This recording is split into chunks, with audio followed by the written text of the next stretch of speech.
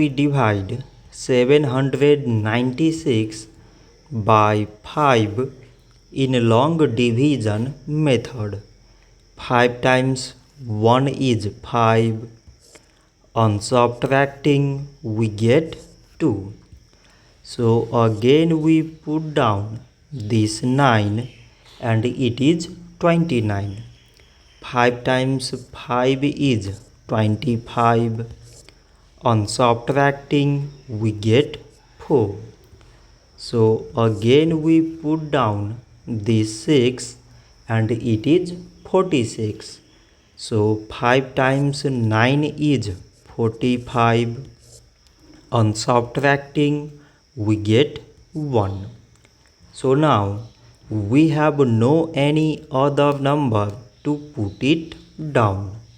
So we take here decimal, so that we put 0. So it is 10 and 5 times 2 is 10. On subtracting we get 0. So 796 divided by 5 is 159.2.